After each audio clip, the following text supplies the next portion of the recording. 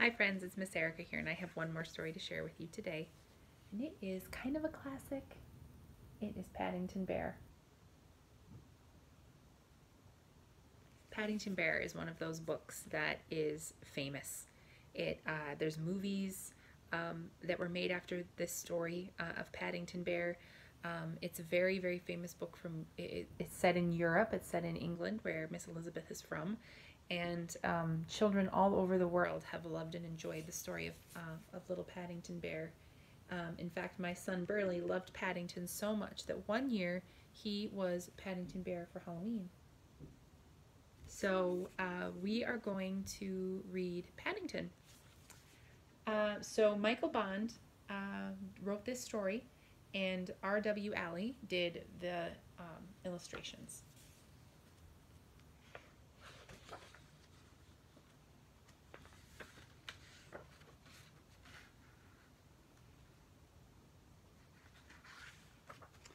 Mr. and Mrs. Brown first met Paddington on a railway platform. In fact, that was how he came to have such an unusual name for a bear, because Paddington was the name of the station. The Browns were waiting to meet their daughter Judy when Mr. Brown noticed something small and furry near the left luggage office. "Looks like a bear," he said. "A bear?" repeated Mrs. Brown. "In Paddington Station? Don't be silly, Henry. That can't be."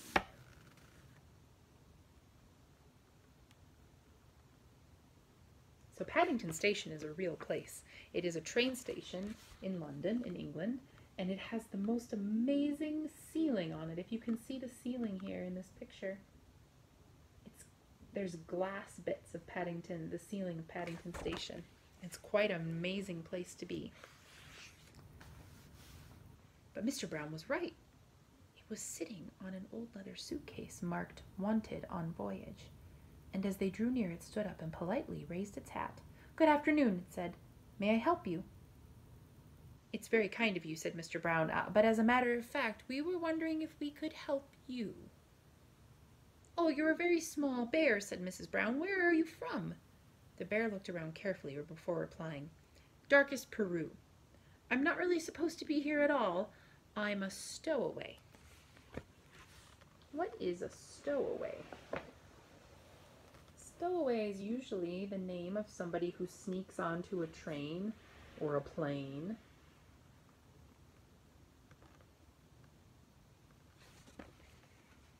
Oh, did you even see that picture with my hand covering it? There you go.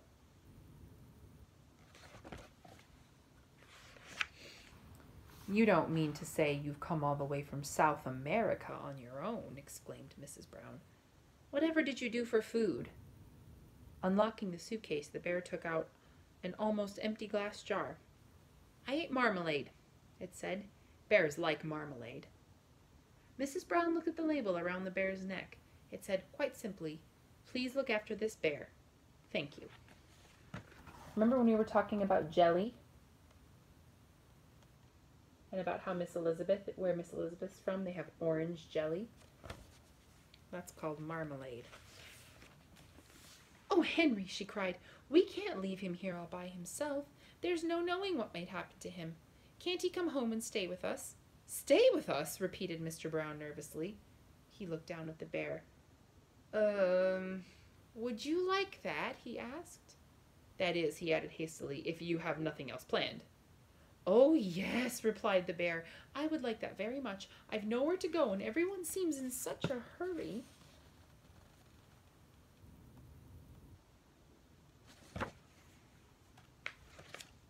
"That settles it," said Mr. Brown. "Now you must be thirsty after your journey. Mr. Brown can get you some tea while I go and meet our daughter Judy." "But Mary," said Mr. Brown, "we don't even know its name." Mrs. Brown thought for a moment. "I know," she said. "We'll call him Paddington after the station." "Paddington!" The bear tested it several times to make sure. "It sounds very important." Mr. Brown tried it out next. "Follow me, Paddington," he said. "I'll take you to the snack bar."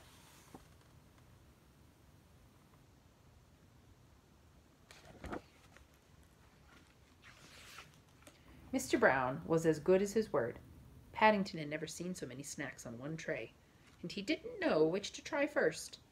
He was so hungry and thirsty that he climbed up on the table to get a better look. Mr. Brown turned away, pretending he had tea with a bear at Paddington Station every day of his life.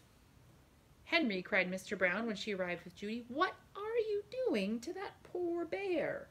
Paddington jumped up to raise his hat, and in his haste he slipped on a strawberry tart, skidding on the cream, and fell over backward into his cup of tea.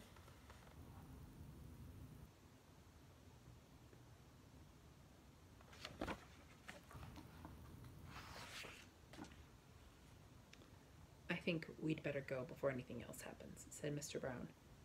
Judy took hold of Paddington's paw. "Come along," she said. "We'll take you home. You can meet Mrs. Bird and my brother Jonathan." Mr. Brown led the way to a waiting taxi. "Number 32 Windsor Gardens, please," he said. The driver stared at Paddington. "Bears is extra," he growled. "Sticky bears is twice as much. And make sure none of it comes off on my interior. It was clean when I set out this morning."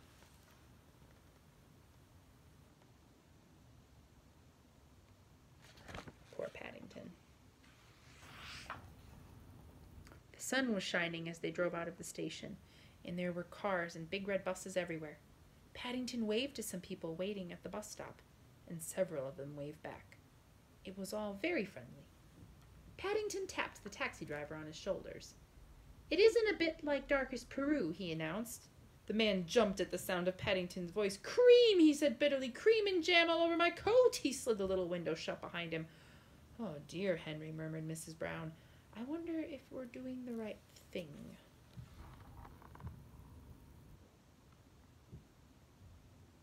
"I don't think I would jump because there was cream on my coat. I think I would jump because a bear was talking to me." Because bears don't really talk. Fortunately, before anyone had time to answer, they arrived at Windsor Gardens, and Judy helped Paddington onto the pavement. "Now you're going to meet Mrs. Bird," she said. "She looks after us. She's a bit fierce at times, but she doesn't really mean it. I'm sure you'll like her." Paddington felt his knees begin to wobble. "I'm sure I shall, if you say so," he replied. "The thing is, will she like me?"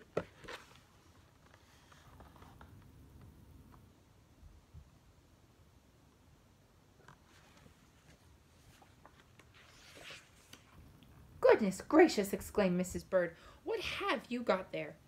"It's not a what," said Judy. "It's a bear called Paddington, and he's coming to stay with us."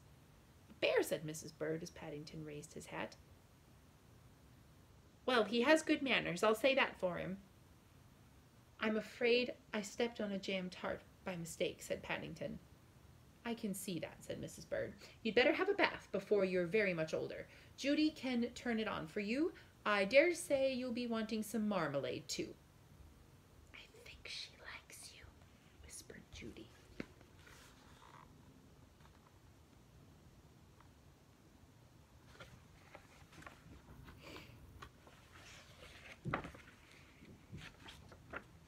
Paddington had never been in a bathroom before.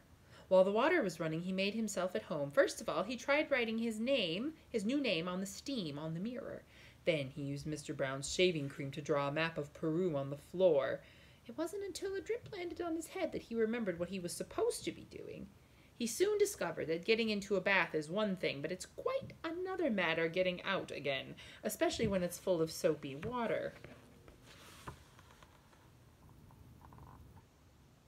I love this picture here, like Paddington is stuck in the bathtub.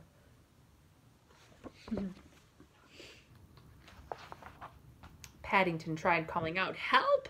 at first in a quiet voice so as not to disturb anyone, then very loudly, "Help, help, help!" When that didn't work, he began bailing the water out of his hat. But the hat had several holes in it, and his map of Peru soon turned into a sea of foam. Suddenly, Jonathan and Judy burst into the bathroom and lifted a dripping Paddington onto the floor. "Thank goodness you're all right," cried Judy. "We heard you calling out." "Fancy making such a mess," said Jonathan admiringly. "You should have pulled the plug out." "Oh," said Paddington. "I never thought of that."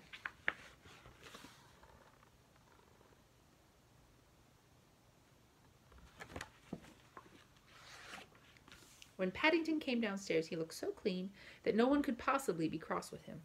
His fur was all soft and silky, his nose gleamed, and his paws had lost all traces of jam and cream. The Browns made room for him in a small armchair, and Mrs. Bird brought him a pot of tea and a plate of hot buttered toast with marmalade.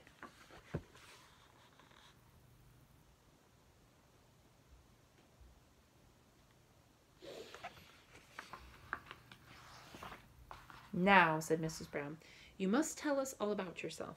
I'm sure you must have had lots of adventures." "I have," said Paddington earnestly. "Things are always happening to me. I'm that sort of bear."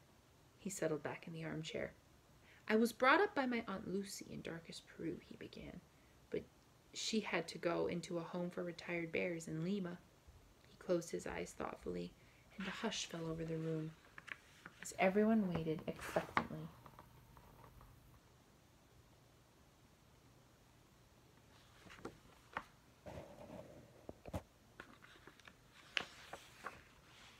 After a while, when nothing happened, they began to get restless. Mr. Brown tried coughing.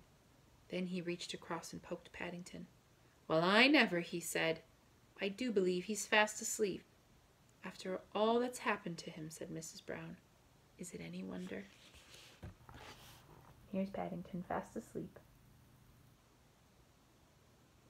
And that's the end, friends, of Paddington Bear.